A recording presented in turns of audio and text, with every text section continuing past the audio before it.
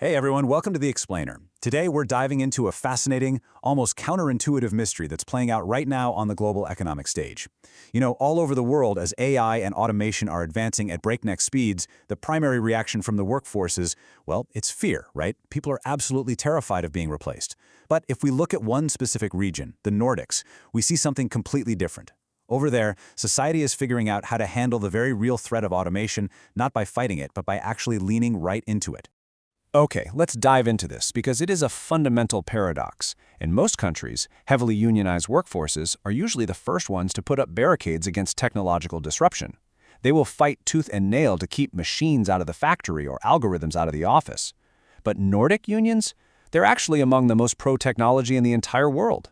They don't just tolerate automation, they actively welcome it. They literally want the robots and the AI. And to understand why on earth this happens, we have to look at how they view the relationship between a human being and their job.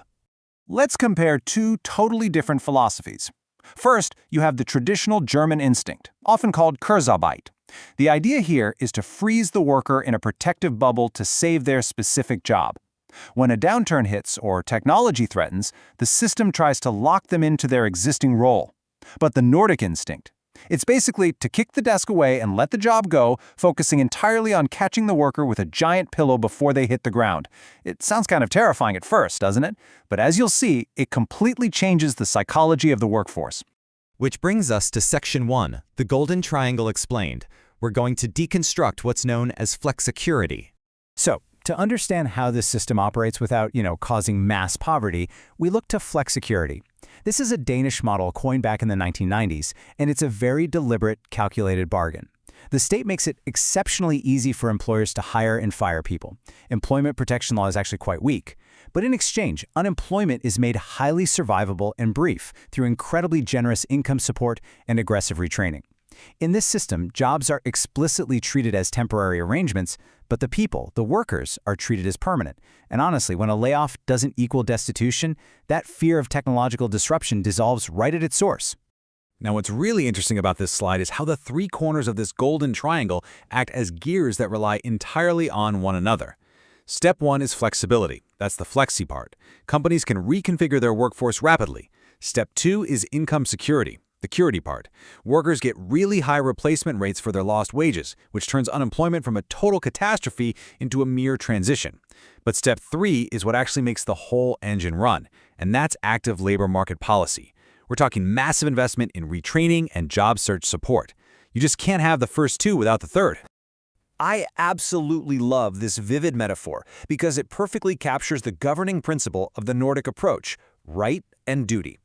As a worker, you have the absolute right to be financially supported when your job gets automated away.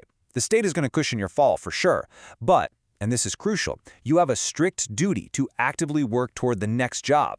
So the state runs toward you with a ladder, but you still have to be the one to climb it. And they really put their money where their mouth is.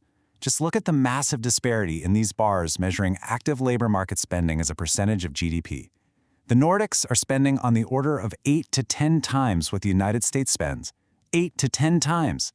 They pour incredible resources into retraining, activation programs, and upskilling. It's just an immense financial commitment to ensuring that when a job disappears, the worker's trajectory doesn't disappear with it. Let's move on to Section 2, pulling the policy levers. Let's look at the post-labor matrix. So how does a society actually pull this off in practice? Well, if we look down the status column of this matrix, notice where they pull hard. They are strong on the income floor, strong on skills and transition, and strong on institutions, relying heavily on massive union density.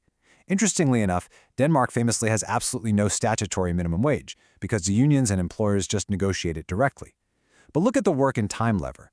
They deliberately leave this one loose. Like we discussed, they consciously choose not to preserve employment. Low employment protection is actually a feature here, it's not a bug. When we look at the income floor lever, it's worth noting that this region is deeply committed to testing exactly how far the safety net can go. Finland actually gave the world its most rigorous basic income experiment during a trial from 2017 to 2018. They are actively out there exploring and gathering real data on different ways to provide an income floor for citizens who are facing a totally unpredictable labor market. Then there's the capital and ownership lever. How do you handle a world where AI shifts wealth from labor over to capital? Well, Norway actually holds the #1 largest sovereign wealth fund in the world. Built on oil revenue, this fund basically serves as a national claim on capital. It makes the Norwegian public a genuine, collective owner of global capital at an enormous scale. But we do have to clarify the reality of this fund. Notice how the massive purple section of the donut chart here shows that the vast majority of that money is preserved and reinvested. Only a very modest slice is actually allowed to be spent through fiscal rules. So they don't just hand out a direct, regular citizen dividend. It's collective ownership for future generations, just without the direct individual income stream today. Okay, moving to Section 3, the honest trade-offs. This is the bear case for the Nordic model. We have to be objective here. These are the severe preconditions required to actually make this system work. The Nordic model runs on structural, sky-high taxes that, frankly, many global electorates simply wouldn't accept. It requires decades of deep societal trust, really intense cooperation between unions and employers, and relatively small, cohesive populations. And of course, in Norway's case, it relies on a massive, once-in-a-generation oil windfall. Most countries simply do not have this kind of fiscal engine or these upstream cultural habits already baked in. Which brings us to the very real danger of cherry-picking. Imagine a cost-conscious government sees this model and says, great, let's make it easy to fire people. But then they conveniently forget to fund the massive safety net part.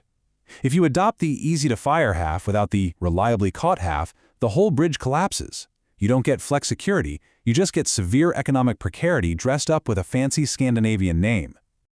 So, the crucial point is that even the Nordics themselves acknowledge the absolute limits of these policies.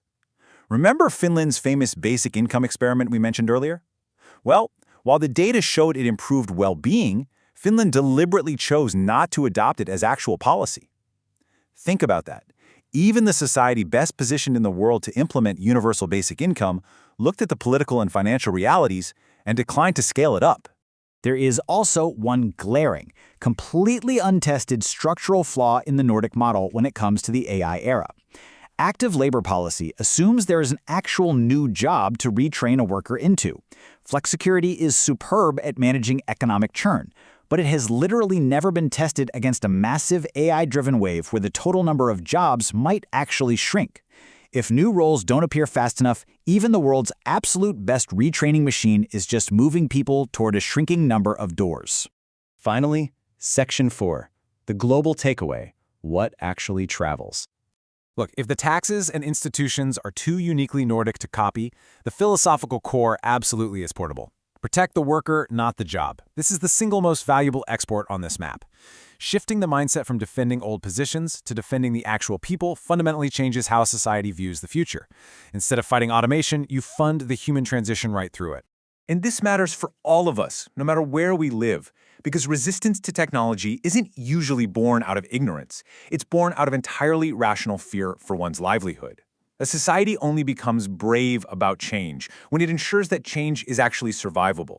To metabolize technological disruption without mass panic, the human being sitting right at the center of the disruption absolutely must feel secure. Which leaves us with this final thought to consider.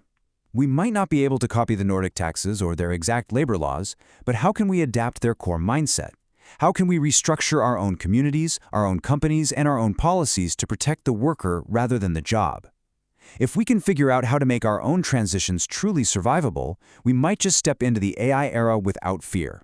Thanks for joining me on this explainer, and I'll see you next time.